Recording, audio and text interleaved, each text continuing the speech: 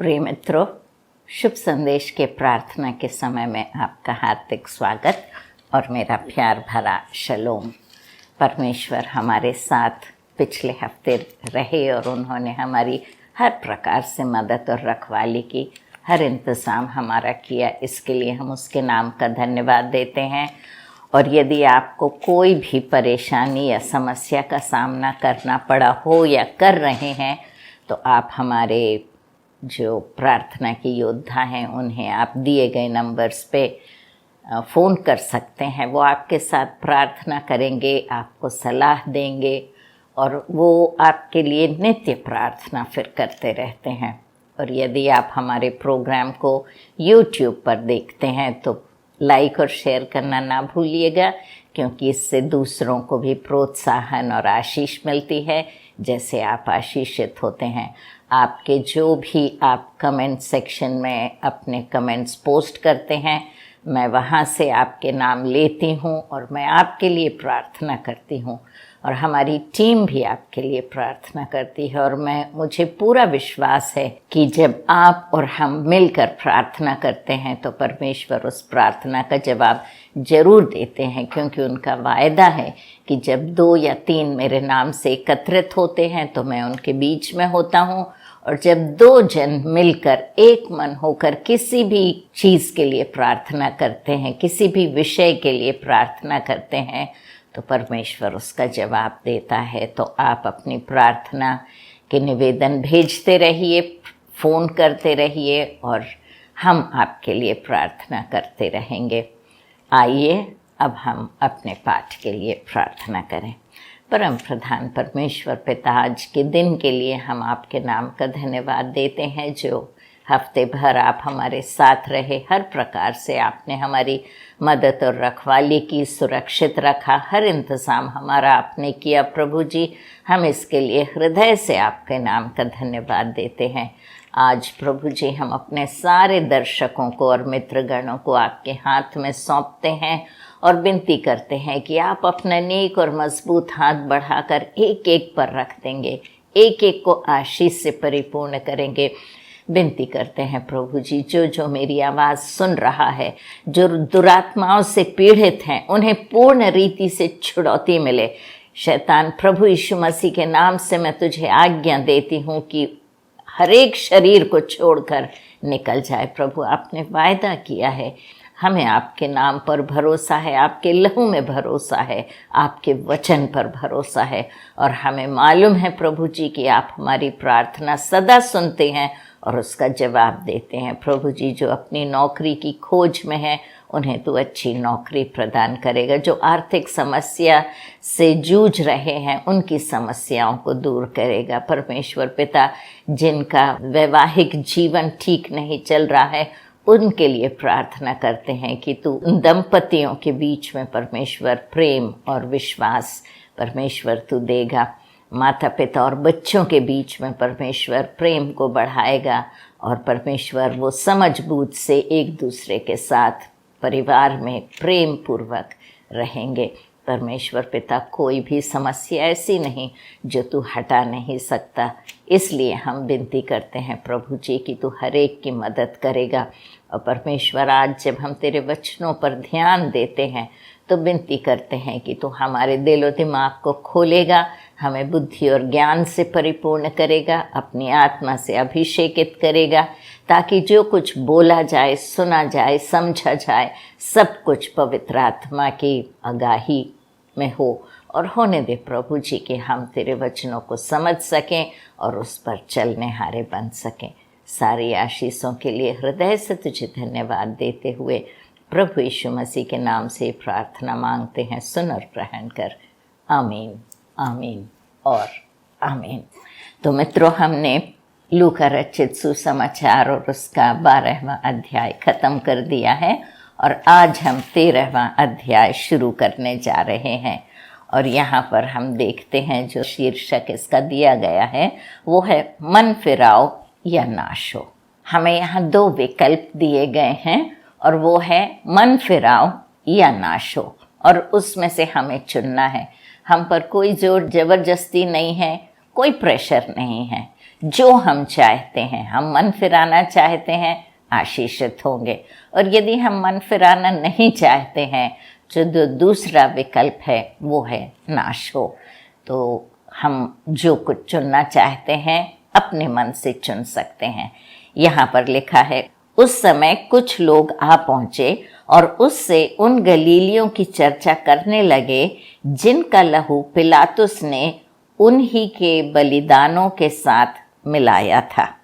यह सुन उसने उनसे उत्तर में यह कहा, क्या तुम समझते हो कि ये गलीली और सब गलीलियों से अधिक पापी थे कि उन पर ऐसी विपत्ति पड़ी? मैं तुमसे कहता हूँ कि नहीं, परंतु यदि तुम मन ना फिराओगे तो तुम सब भी इसी रीति से नष्ट होगे। तो यहाँ पर वो लोग उन गलीलियों की चर्चा कर रहे हैं जिनको हेरोदेस ने मारा था और उनका लहू बलिदान में मिलाया था। और क्योंकि कुछ गलीली मारे गए थे और उनका खून मिलाया गया था, वो प्रभु से जब इस प्रश्न को पूछते हैं तो प्रभु कहते हैं, क्यों वो गलीली मारे गए थे? क्या वो दूसरे गलीलियों से ज़्यादा पापी थे? फिर प्रभु यीशु मसीह कहते हैं कि वो दूसरों से पापी नहीं थे, वो सब एक समान थे। उनमें से कुछ को उन्होंने ले लिया था और उनका बलिदान में खून उनका मिलाया था। लेकिन प्रभु यीशु मसीह कहते हैं कि तुम क्या समझते हो कि वो ज़्यादा पापी थे? ऐसी बात नहीं है। और प्रभु कहते हैं, यदि तुम मन ना फिराओगे तो तुम भी इसी प्रकार से नष्ट होगे। तो मित्रों, कोई छोटा चोर या कोई बड़ा चोर, कोई छोटा पापी या बड़ा पापी, ऐसा प्रश्न नहीं है। हम सब पापी हैं और हम सब नष्ट होने के योग्य हैं। लेकिन हम यदि मन फिराते हैं, हम पश्चाताप करते हैं, अपने पापों को मान लेते हैं, तो हम नष्ट होने से बच जाते हैं। ये ज़रूरी नहीं है कि बड़े पापी मारे जाएंगे, छोटे पापी बच जाएंगे। हम सबको अपना मन फिराना है, क्योंकि लिखा है, या क्या तुम समझते हो कि वे 18 जन जिस पर शिलो का गुम्मट गिरा और वे दब कर मर गए, यरूशलेम के सब रहने वालों से अधिक अपराधी थे? वही चर्चा जारी रख रहे हैं प्रभु यीशु मसीह। मतलब दुर्घटनाएं होती हैं, एक्सीडेंट्स होते हैं, लेकिन एक्सीडेंट्स होते हैं इसका ये मतलब नहीं कि जो दुष्ट होते हैं या पापी लोग होते हैं उनके साथ दुर्घटना होती है। दुर्घटना अच्छे लोगों के साथ भी होती है और दुर्घटना बुरे लोगों पर भी घटती है। किसी के साथ भी दुर्घटना हो सकती है। वो कहते हैं, जब शिलो का गुम्मट गिरा, उस गुम्मट के नीचे 18 लोग दबकर मर गए। तो प्रभु यीशु मसीह फिर जैसे गलीलियों के विषय में उन्होंने प्रश्न पूछा था, इनके विषय में भी वही प्रश्न पूछते हैं और कहते हैं, तुम्हारा क्या अंदाज है? क्या तुम ये सोचते हो कि ये लोग अधिक पापी थे इसीलिए दबकर मर गए? वो कहता है, नहीं, यरूशलेम और सब रहने वालों से ये अधिक पापी नहीं थे या अपराधी नहीं थे। मैं तुमसे कहता हूँ कि नहीं, परंतु यदि तुम मन ना फिराओगे तो तुम सब भी इसी रीति से नष्ट होगे। और इस चीज़ को प्रभु यीशु मसीह ने दोहराया है। 2 घटनाओं का उन्होंने वर्णन किया है कि तुम ये ना सोचो कि कम पाप करने से हम बच जाएंगे और जो ज़्यादा पापी या ज़्यादा दुष्ट लोग होते हैं उन्हीं को अपराधी ठहराया जाएगा, वो लोग नाश होंगे, वो लोगों को सज़ा मिलेगी। नहीं मित्रों, यदि हम मन नहीं फिराएंगे तो हम सब नाश किए जाएंगे। इसलिए जब हमें विकल्प दिया जाता है तो हम सही चीज़ चुनें, हम पश्चाताप करें, अपने पापों को मान ले, अपने पापों से मुंह फेरें, सच्चाई की ओर अपना मुंह फेरें और हम सच्चाई की राह पर चले। क्योंकि लिखा है, फल रहित अंजीर के पेड़ के दृष्टांत के विषय में प्रभु यीशु मसीह ने ऐसा कहा। फिर उसने यह दृष्टांत भी कहा, किसी की अंगूर की बारी में एक अंजीर का पेड़ लगा हुआ था और उसमें फल ढूंढने आया परंतु ना पाया। तब उसने बारी के रखवाले से कहा, देख, 3 वर्ष से मैं इस अंजीर के पेड़ में फल ढूंढने आता हूँ, परंतु नहीं पाता। इसे काट डाल कि यह भूमि को भी क्यों रोके रहे। तो ये जो बारी है, ये जो पेड़ लगा हुआ है, ये अंगूर की बारी में है। तो पहली बात तो ये जगह अंजीर का बगीचा नहीं है, ये अंगूर की बारी है। फिर भी माली ने वहाँ पर शायद हो सकता है एक अंजीर का पौधा पीका फूट के निकल आया होगा और उसे माली ने उखाड़ कर फेंकने के बदले उसकी देखभाल करना शुरू कर दिया। जैसे वो दूसरे अंगूर के पेड़ों की देखभाल करता था, वैसे ही वो इस पेड़ की भी देखभाल करने लगा और ये पेड़ अंगूर के पेड़ों के साथ बढ़ता गया। जो मालिक था उस बगीचे का, अंगूर की बारी का, वो अंगूर देखने आता था, लेकिन जब उसने अंजीर के पेड़ को देखा तो वो अंजीर ढूंढने उसमें आ गया। पहले साल आया, कोई अंजीर उसे नजर नहीं आई। उसने सोचा होगा पेड़ छोटा है, अगले साल देखूंगा। इस प्रकार से दूसरे साल और तीसरे साल भी उसने उसमें अंजीर ढूंढा, लेकिन उसे अंजीर नजर नहीं आई। तब वो माली को बुलाता है और कहता है कि पहली बात तो ये अंजीर का बगीचा नहीं है, तुमने इस पेड़ को यहाँ पर उगने दिया, लगने दिया, लेकिन मैं 3 साल से देख रहा हूँ कि इसमें एक भी फल नहीं आया, तो इस पेड़ को काट डालो, क्यों ये जगह छेक कर है। मित्रों, हम भी अंजीर के पेड़ के समान हैं। हम अंगूर की बारी यहूदियों के लिए, परमेश्वर ने यहूदियों को चुना था, अपनी प्रजा, उसने यहूदियों को चुना था, इज़राइलियों को चुना था, और जो मसीहा आया था वो उनके बीच में ही पहले आया था। लेकिन क्योंकि उन्होंने उसे रिजेक्ट किया, उसका तिरस्कार किया और कहा हमें ये नहीं चाहिए, तब हमारे लिए दरवाज़ा खुल गया और हम उस अंजीर के पेड़ के समान हैं जो दाख की बारी में लगा हुआ है। अंजीर का बगीचा नहीं है, तो मगर हमें थोड़ी सी उसमें जगह मिल गई है और मालिक जो है वो हमें फल ढूंढने आता है कि हो सकता है कि ये बगीचे में, जब मेरे बगीचे में लगा हुआ है तो ये फल लाएगा, कुछ ना कुछ इससे फ़ायदा होगा। लेकिन 1 साल, 2 साल, 3 साल तक जब उसे कुछ नज़र नहीं आता, तब वो समझ जाता है हम बेकार में ही वहाँ पर जगह छेक कर खड़े हैं और वो माली से कहता है इसे काट डाल, उखाड़ के इसे यहाँ से फेंक दे, क्यों ये जगह को छेक कर रखे हुए है, क्यों रोके रहे हैं। उसने उसको उत्तर दिया, हे स्वामी, इसे इस वर्ष और रहने दे कि मैं इसके चारों ओर खोद कर खाद डालूं, आगे को फले तो भला, नहीं तो उसे काट डालना। तो माली जो है वो रिक्वेस्ट करता है, वो मालिक से कहता है, मालिक मुझे 1 और साल दे, मैं इस पेड़ के चारों ओर खोदूंगा, इसकी देखभाल करूंगा और खाद डालूंगा, अच्छे से सींचूंगा, 1 और मौका इस पेड़ को दे, और यदि ये अगले वर्ष फल ना लाए तब हम इसे काट डालेंगे। तो मित्रों, हम परमेश्वर के राज्य में उग रहे हैं, एक पेड़ के समान हैं और हमें फल लाना ज़रूरी है। यदि हमें फल नज़र नहीं आएगा तो हमें काट डाला जाएगा और बाहर फेंक दिया जाएगा। इसलिए मन फिराने के बाद, पश्चाताप करने के बाद, परमेश्वर के राज्य में प्रवेश पाने के बाद हम फालतू नहीं बैठ सकते, हम बिना फल लाए नहीं बैठ सकते।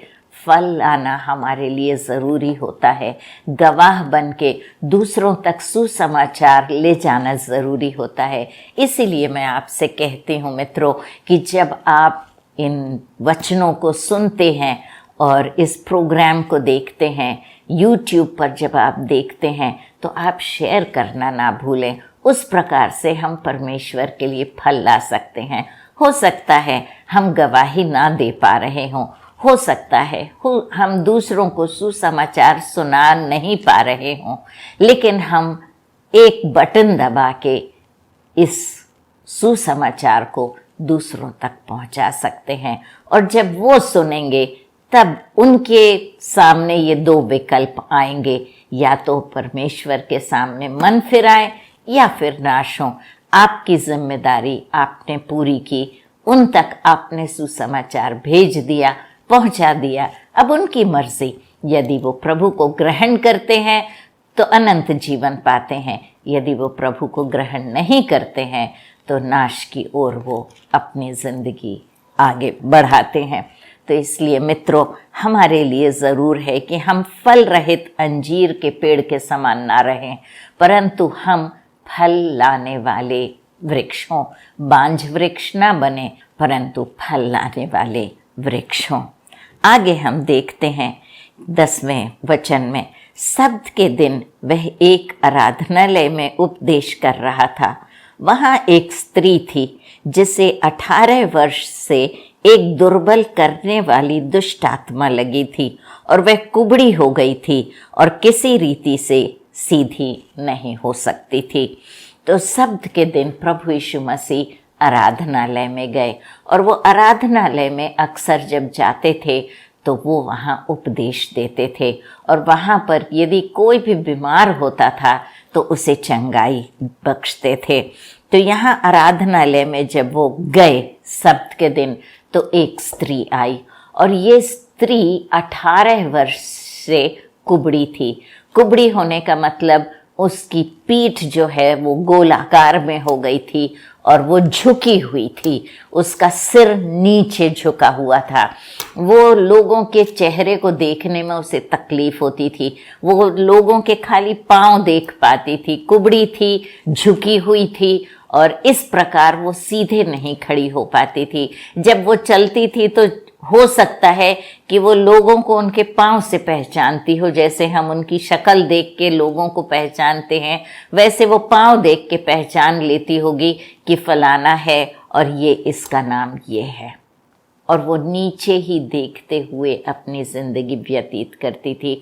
और ये 1 दिन 2 दिन, कुछ हफ्ते या कुछ महीनों की बात नहीं थी मित्रों, न साल 2 साल की बात थी।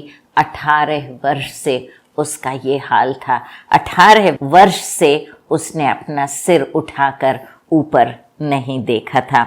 वो कुबड़ी थी, और ये हालत उसकी एक दुष्ट आत्मा ने की थी। उसमें एक दुष्ट आत्मा थी। लिखा है वहाँ एक स्त्री थी जिसे 18 वर्ष से एक दुर्बल करने वाली दुष्ट आत्मा लगी हुई थी, और वो कुबड़ी हो गई थी। तो दुर्बल करने वाली दुष्ट आत्माएं होती हैं जो हमारे शरीर को दुर्बल करती हैं। तो मित्रों, आप दुर्बलता को अपने अंदर ना रहने दें, आप ताकतवर बने, आप उससे लड़ें, और पर प्रभु यीशु मसीह के नाम से उसे अपने शरीर से बाहर करें, क्योंकि प्रभु यीशु मसीह के नाम में शक्ति है, प्रभु यीशु मसीह के लहू में शक्ति है। प्रभु यीशु मसीह ने वायदा किया है। और ये स्त्री जो थी, लिखा है कि वो किसी रीति से सीधी नहीं हो सकती थी। यीशु ने उसे देखकर बुलाया और कहा, हे नारी, तू अपनी दुर्बलता से छूट गई। प्रभु यीशु मसीह ने उसे अपने पास बुलाया, और अपने पास बुलाकर उससे कहा, हे नारी, तू अपनी दुर्बलता से मुक्त हो गई, छूट गई है।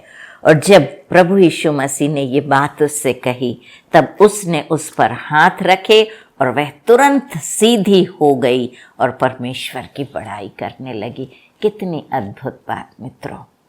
किस दुर्बलता से आप पीड़ित हैं या किस समस्या से आप जूझ रहे हैं, प्रभु यीशु मसीह के पास आइए। वो आपसे प्रेम करते हैं, उनमें शक्ति है आपको छुड़ौती देने की। आप किसी भी प्रकार की परेशानी में क्यों न फंसे हुए हों, प्रभु यीशु मसीह आपको मुक्ति दिला सकते हैं। हम वो गाना गाते हैं, मुक्ति दिलाए यीशु नाम, शांति दिलाए यीशु नाम। मित्रों, शांति पैसा देकर नहीं मिलती, बल्कि जब हमारे पास पैसा ज़्यादा हो जाता है तो हमारी आत्मा में अशांति हो जाती है। इनकम टैक्स से जूझना पड़ता है, चोर से हम डरते हैं कहीं चोरी ना हो जाए, और इस प्रकार से हम परेशान होने लगते हैं। परमेश्वर का वचन कहता है कि वो शांति दाता है, वो मुक्ति दाता है, हर मुसीबत से छुड़ाने वाला परमेश्वर है।